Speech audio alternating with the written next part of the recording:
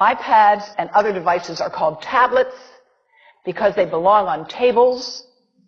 They are tested 20 centimeters away from that big guy that I showed you before. 20 centimeters away. They are not approved to be held in the laps of little children, although millions of kids are having them now in schools because the people involved in educational technology and those involved in public health research are not talking to one another. Because if they were, they would understand that you're giving children a two-way microwave radiating device, and if you must give them such a device for learning purposes, put it on airplane mode so that it's not sending and receiving signals as it does otherwise.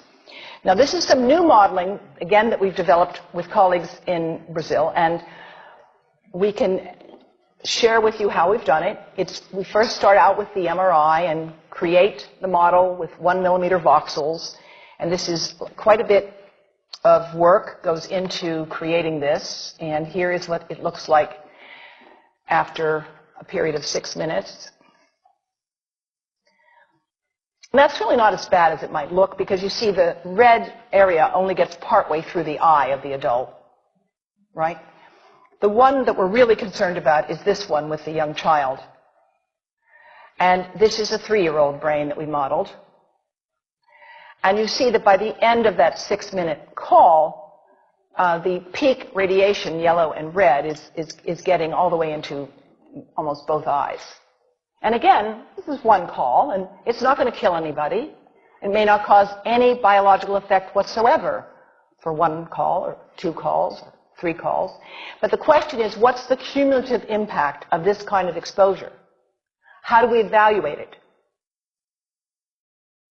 And I want to show you an example of some of the work that we are doing now that I'm releasing here for the first time. And this is a modeled microwave radiation dose of a 6-year-old with greater levels to the frontal and temporal lobes, eyes and cheek. And watch this here. Now, yellow, white, and red are the hottest, all right? And if you look carefully, you will see it's going into the eye, the nose. Do it again, just so you'll get to see it. And partly into the brainstem. Now, that's just showing you that there's going to be some exposure into that area of a young head. It doesn't tell you that there's any biological effect, right? Now, the next slide is going to show you something that might be of interest to students and faculty here. And that has to do with exposure to the reproductive organs. We call them the gonads. I think you say the testicles. And bone marrow. And look here at the radiation as it gets into the groin area. And that's just from having a mobile phone modeled into the pocket. And this, again, is based on a normalized SAR with a dipole antenna. Now, the breast. The breast is mostly fat, contains a lot of fluid. Things that contain fat and fluid cook faster in the microwave oven. Now, a cell phone can't cook anything, all right? Mobile phones do not pop popcorn. That was a fraud. They don't make any heat that we know of, otherwise they wouldn't be permitted. But they do go through things that contain fat and fluid, and we are now working at Environmental Health Trust with scientists at the University of California, San Francisco, scientists at formerly the president of the American Cancer Society of California, because we are seeing women who keep cell phones in their bras. Has anyone seen a woman put a cell phone in her bra? Hands up, please. Please tell them you've heard now why they shouldn't do that. And here I want to show you our first case report from 2009, and we now have many more. This was a Chinese-American woman who used her cell phone 4 hours a day in her bra for 10 years while she was driving. Now, and you drive with a phone on your body. The phone is smart. It's going to go from one tower to another, and it's going to say, here I am, where are you, here I am. And it's going to be going to max power each time it moves from one cell tower to another. And there it was right next to her chest. And the tumors that developed right under the antenna of the phone. unusual tumors. But in the meantime, people have a right to know how you can minimize exposure.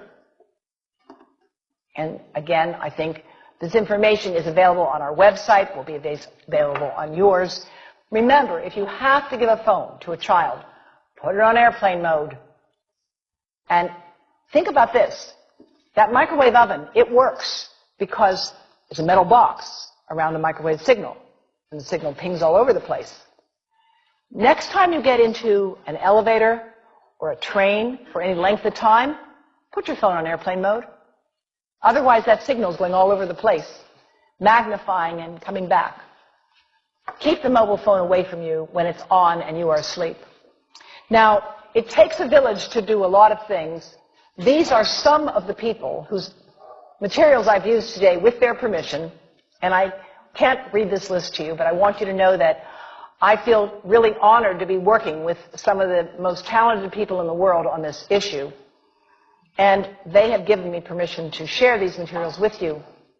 And I leave you with this thought from Albert Einstein.